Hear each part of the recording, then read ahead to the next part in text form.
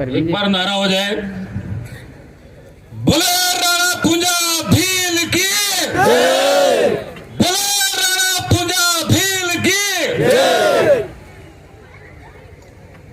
सबसे पहले तो गांव गांव से या दूर दूर से पधारे हुए गांवों के मुखी मुतवीर, हमारी माताएं बहनें, सबको तहे दिल से नमन जोहार।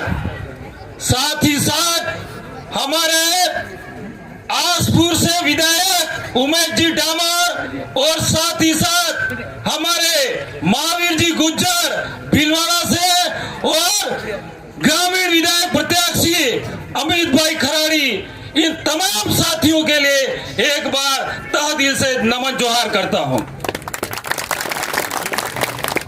साथियों,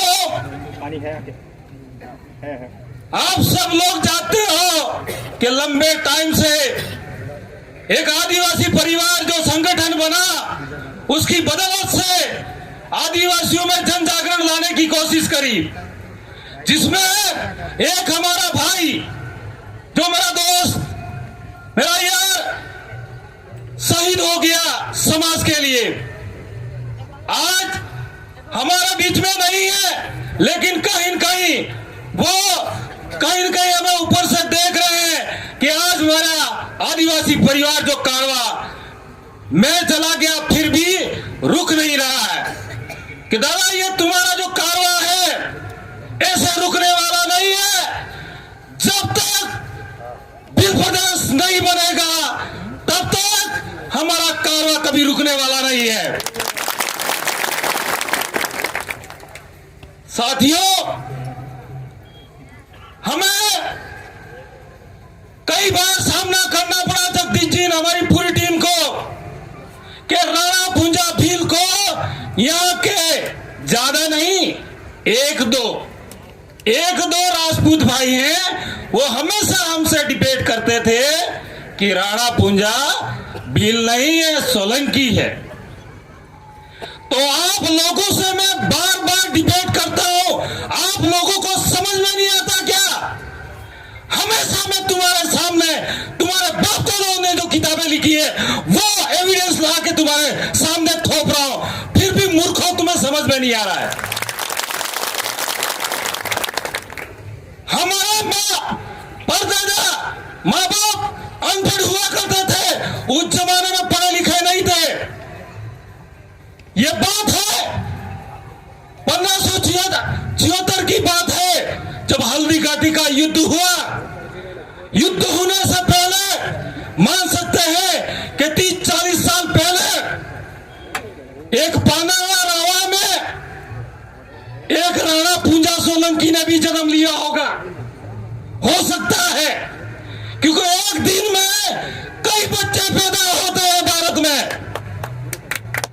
और एक नाम के कई लोगों का इतिहास है। लेकिन जैसे हमारे जगदीश जी पांडोर है जो बिल प्रदेश का जैसे काम करके गए, वैसा कोई जगदीश पांडोर नहीं बन सकता है। उसी तरह महाराणा प्रताप के साथ में हल्दी घाटी के युद्ध में कंधे से कंधा लड़ाते हुए युद्ध करने में मौजूद था हमारा राणा पूंजा भील, एक हाथ में तीर कमान और धोती कुर्ता पहने हुए।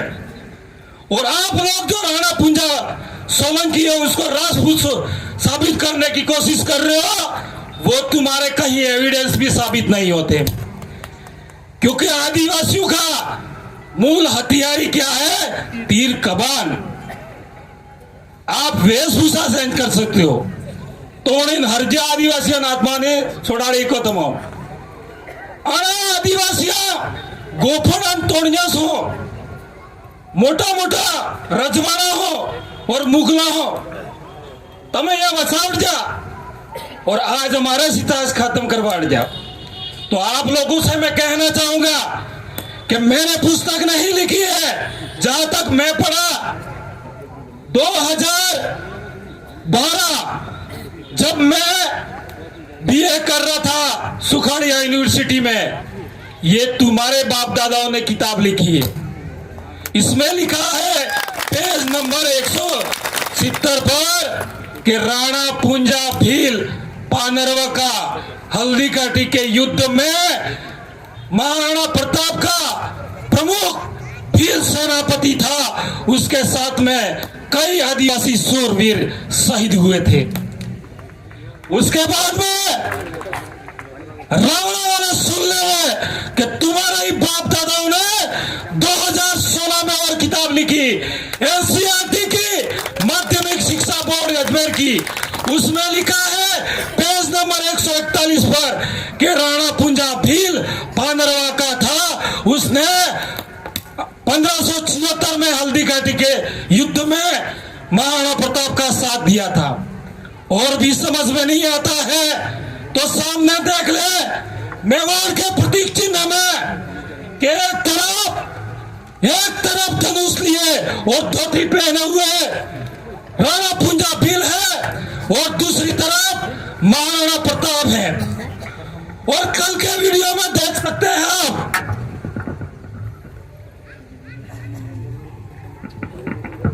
कल के वीडियो में देख सकते हैं कि मेवाड़ राजघराने के लक्ष्यराज सिंह न्यूज वाले से डिबेट कर रहे हैं कि न्यूज वाला पूछ रहा है कि ये क्या है, तो मेवाड़ के राष्ट्रीय आसन के लक्ष्यराज सिंह जी कहते हैं एक तरफ जो हाथ में धनुष लिए खड़ा है और धोती पहना हुआ है, ये महाराणा प्रताप का प्रमुख सेनापति था।